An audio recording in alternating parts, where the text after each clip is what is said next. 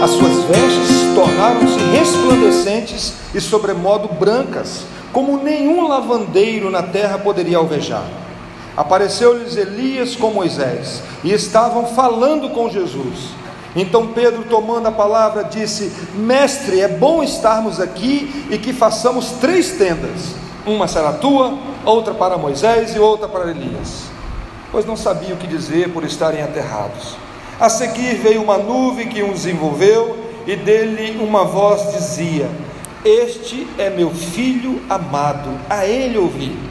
E de relance, olhando ao redor, a ninguém mais viram com eles, senão Jesus. Vamos orar. Peça a Deus para falar ao seu coração nessa noite. Peça a Deus. Ó Deus bendito, nós te louvamos, Pai. Te louvamos por Jesus Cristo, te louvamos pelo teu povo nessa noite, para ouvir a tua palavra. Te louvamos, Senhor, por esse encontro tão especial. Mas também, Deus, nós pedimos nessa hora que seja um momento especial para as nossas vidas também. Não somente para aumentar as nossas informações sobre a pessoa de Jesus Cristo, mas que possamos nos relacionar com Ele, que possamos ter uma relação mais íntima com Ele. Abençoa, Deus, o teu povo nessa noite. Transforma o nosso coração. Santifica as nossas vidas. No nome de Jesus Cristo, trabalha, Senhor, e faça de mim apenas um instrumento em tuas mãos. Amém. Meus irmãos, alguém aqui já teve um momento tão especial na vida que a vontade era que o tempo parasse? Você já teve um momento assim, que estava tão gostoso, que se você pudesse apertar pause e ficar ali, quem sabe, até o resto da vida? Quem sabe o momento assim de nascimento de um filho, quem sabe o momento do casamento, quem sabe também o momento de uma formatura na faculdade, depois de tantos anos estudando, chegou o grande dia. Quem sabe também uma conversa especial com alguém, aquele amigo, aquele aconselhamento, aquele momento gostoso com alguém. Quem sabe um passeio, o passeio estava tão gostoso que a vontade era assim: vou apertar aqui o pause e vou ficar aqui um bom tempo. Mas quem sabe também ouvindo um bom pregador, como nós tivemos o privilégio esses dias, tanto em Vitória como ontem lá no Rio. Eu estava em 2015 na Fiel em São Paulo, e ouvindo ótimos pregadores, e dá vontade assim de você: não vou voltar para Itaperuna, não, vou ficar aqui só ouvindo esses pregadores aqui, só aqui aprendendo, sendo edificado pela palavra de Deus. O encontro de hoje, irmãos, ele é muito especial. Pedro, diante da glória de Jesus, sem entender o que estava acontecendo, teve uma ideia: vamos fazer 3 tendas e vamos ficar aqui para o resto da vida, não vamos voltar para o mundo real não. Jesus transfigurado, aparece Moisés e Elias. Opa, não quero descer, vou ficar nesse monte o resto da minha vida. Mas não é isso, né? Esse texto da transfiguração é um texto muito importante, porque a igreja romana usa esse texto para dizer das aparições dos seus santos. Eles falam o seguinte: olha, como Moisés e Elias apareceu, então é possível que apareça o santo tal, o outro santo, ou até a mãe de Jesus. Mas é interessante que em nenhum momento desse texto a Bíblia vai dizer para nós que eles vieram do outro mundo e trouxeram uma mensagem para os apóstolos, e nem tomaram forma humana. Esse texto vai falar de outra coisa. Eles apareceram e conversaram com Jesus.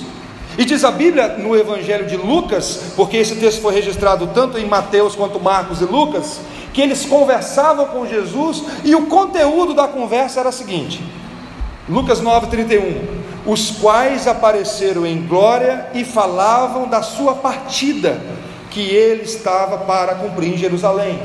Então eles conversaram com Jesus sobre um assunto. Quem conversou com Jesus? Moisés e Elias. E o assunto era a ida de Jesus para Jerusalém, e que tem tudo a ver com o início desse texto, que diz assim: 6 dias depois.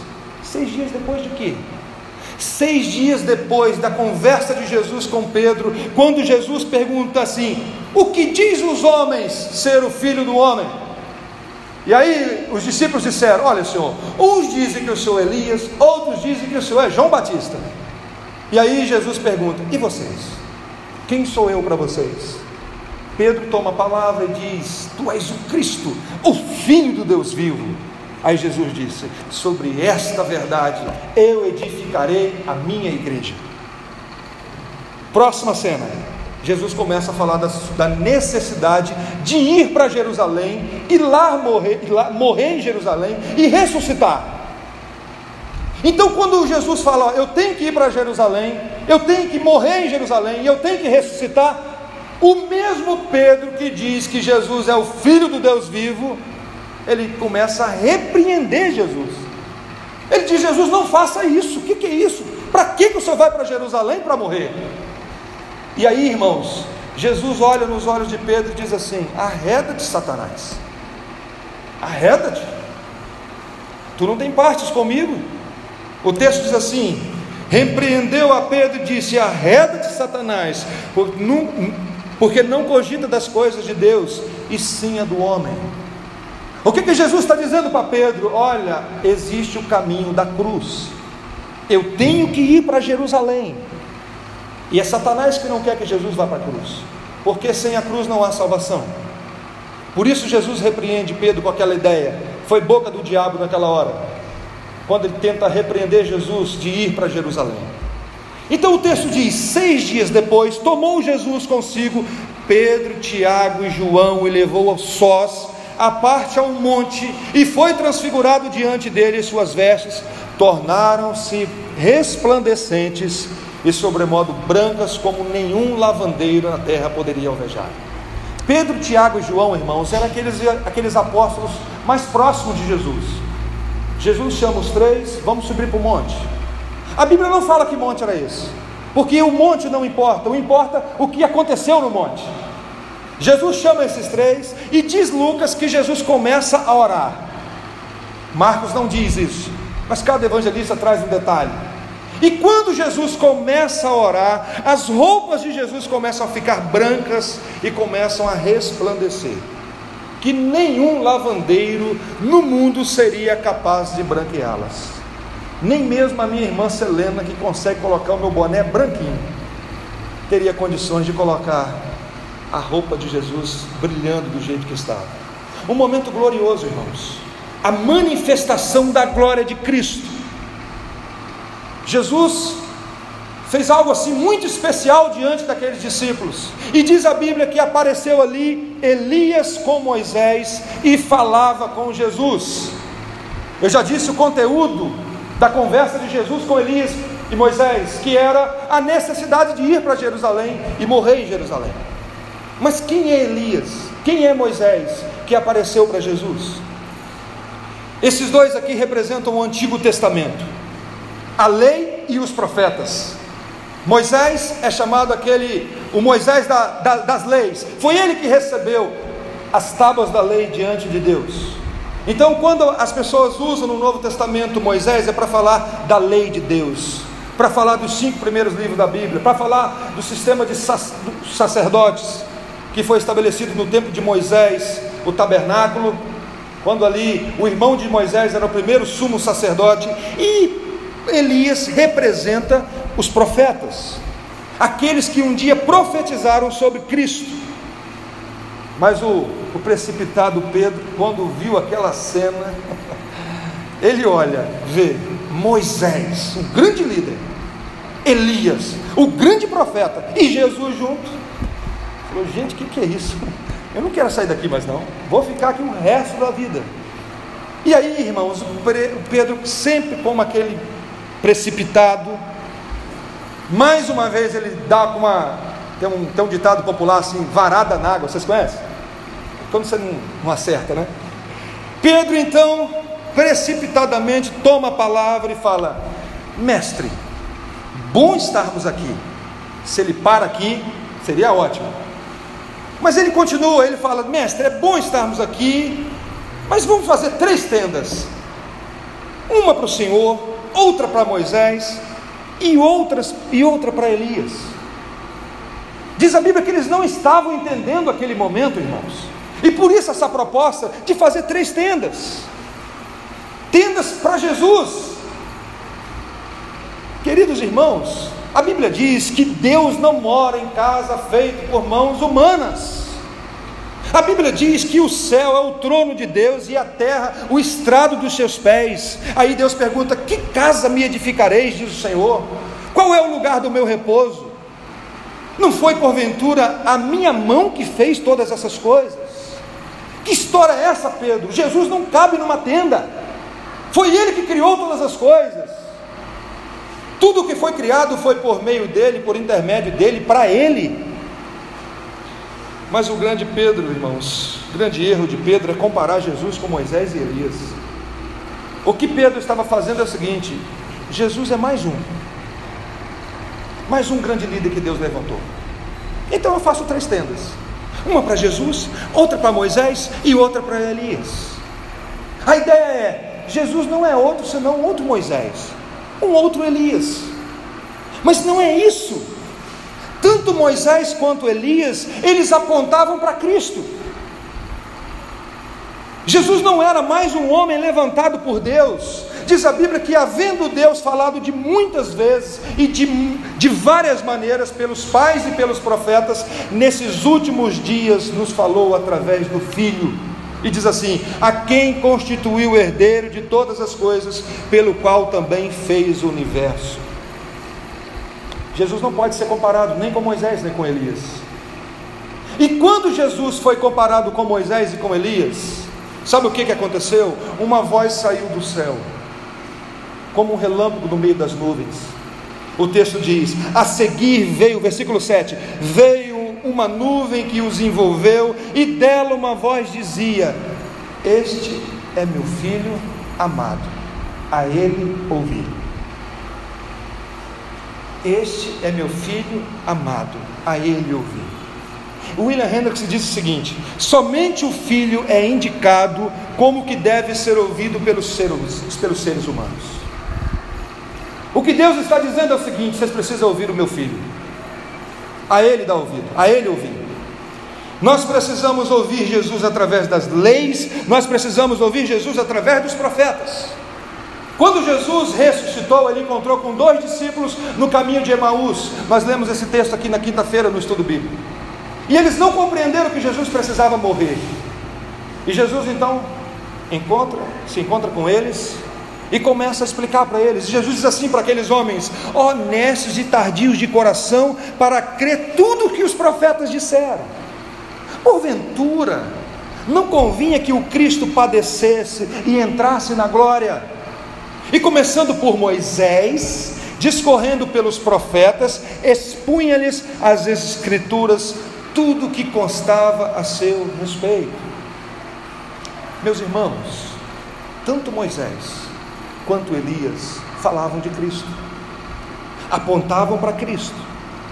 Se no batismo de Jesus uma voz foi escutada alta: este é meu filho amado, em quem me comprazo. Agora, essa mesma voz diz: este é meu filho amado, a ele ouvi.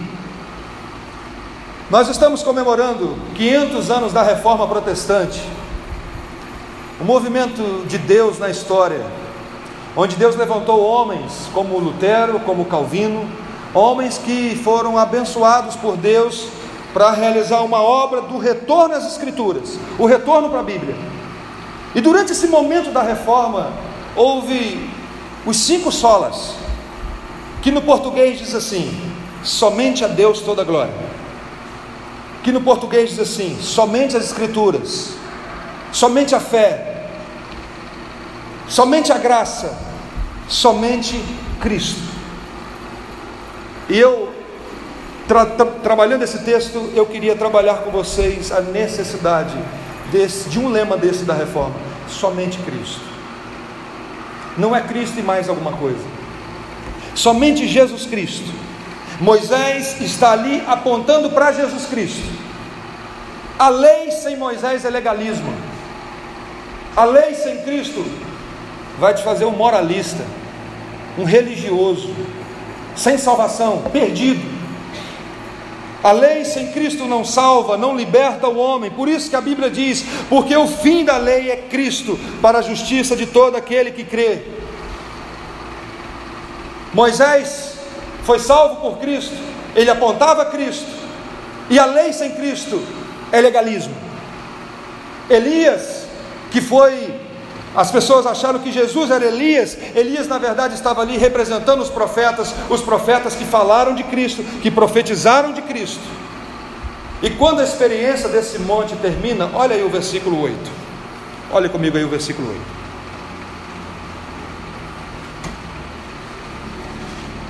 Diz assim a Bíblia, depois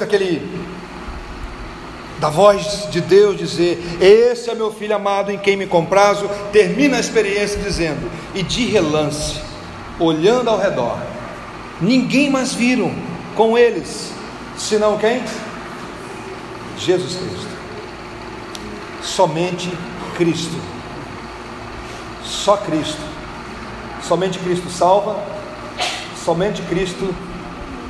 Nós precisamos ouvir somente a Cristo. Foi o que Deus diz. E eu quero fazer algumas aplicações desse texto para nós. Primeiro, quem é Jesus para você? É mais um profeta? Jesus para você é um exemplo? Apenas um exemplo? Jesus para você é igual a Moisés ou igual a Elias? Quem é Jesus para você? A Bíblia diz que não há outro nome pelo qual podemos ser salvos, a não ser Jesus Cristo. Na sua salvação, você tem feito uma tenda para Jesus e para mais alguém? Em quem você confia totalmente? Em quem você descansa? A Bíblia diz que Deus tem prazer na nossa obediência, mas a única obediência que nos representa diante de Deus é a de Cristo. Por isso há uma necessidade de você estar ligado a Cristo. Por mais que você se esforce a ser obediente e não faz nada mais do que a sua obrigação, a obediência que é aceitável diante de Deus é a obediência de Cristo. Você já entendeu essa mensagem? Segunda aplicação que eu queria fazer, irmãos, ela não está no texto de Marcos, mas está em Lucas, que fala do mesmo texto. Abra aí Lucas 9:36. Lucas 9:36.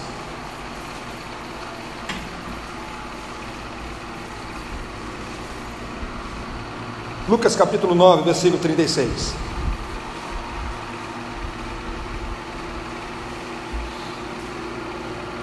Depois daquela voz, achou-se Jesus sozinho, e eles calaram-se naqueles dias, a ninguém contaram coisa alguma do que tinham visto. Depois de ver tudo o que aconteceu e ouvir a voz de Deus: este é meu filho amado, a ele ouvi, os discípulos se calaram. A voz de Deus cala seu coração. A voz de Deus cala o seu coração. A voz de Deus acalma a sua alma. Isso é muito importante. Ou ela entra num ouvido e sai no outro. Depois de muito tempo, irmãos, de algum tempo já pregando e estudando a Bíblia, eu tomei uma decisão no meu ministério. E a minha decisão é: eu não tenho argumento melhor do que a Bíblia. Às vezes eu vou conversar com alguém e a pessoa diz assim: não, mas eu não acredito assim. Eu não tenho argumento melhor do que a palavra de Deus. Se você não escuta a voz de Deus, a minha não vai te convencer. Os meus argumentos são fraquíssimos, muito fraquinhos meus argumentos. A Bíblia diz assim: quem é de Deus ouve a palavra de Deus. Por isso uma pergunta que nós devemos fazer: eu escuto a palavra de Deus, eu escuto Deus falar comigo, e Deus fala conosco através da sua palavra, e essa voz acalma o meu coração, essa voz é decisiva na minha vida. Depois dessa experiência gloriosa de ver Jesus glorificado junto com Moisés e Elias, Deus falou: este é meu filho amado, a ele ouvi. Os apóstolos calaram-se. A voz de Deus, o que ela causa em você? A voz de Deus é decisiva na sua vida, ou é a voz de Deus e a voz de mais alguém? Jesus disse que as minhas ovelhas ouvem a minha voz e me seguem.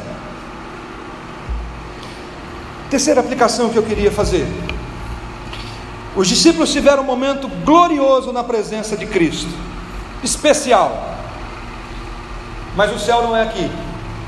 Se você continua lendo o texto, quando eles voltam para o mundo real, descendo do monte, eles encontraram um menino endemoniado, que os outros discípulos não conseguiram expulsar. Depois daquela experiência tão especial, eles voltam para a vida real, já tem um endemoniado esperando, porque a vida é assim. Nós temos momentos especiais, temos pela graça e misericórdia de Deus, mas temos lutas, temos dificuldade para enfrentar todos os dias. Terminamos uma conferência como a de Vitória e depois temos que voltar para a vida real, voltar para enfrentar as lutas do dia a dia. E é por isso, irmãos, que nenhuma experiência, nenhum momento aqui pode ser comparado com a glória futura, com aquilo que está reservado para o seu povo, o povo de Deus, para o descanso de Deus, para a vida do seu povo. E todo aquele que já teve um encontro com Cristo aqui, almeja, ou deve almejar, o grande encontro, que é quando Cristo voltar para buscar a sua igreja. Deus tem proporcionado para o seu povo momentos especiais. Eu experimento isso. Tem luta? Tenho. Eu acredito que vocês também têm momentos assim. Como eu disse no início, quem sabe um passeio, um momento de brincadeira com a família, tão gostoso, uma alta de um hospital depois de um tempo de tratamento. Mas, irmãos, o céu não é aqui. Aqui temos lutas, e por isso devemos desejar o retorno de Cristo, como o pastor Waldson falou hoje de manhã, de desejar Maranata, ora vem Senhor Jesus, ora vem Senhor Jesus.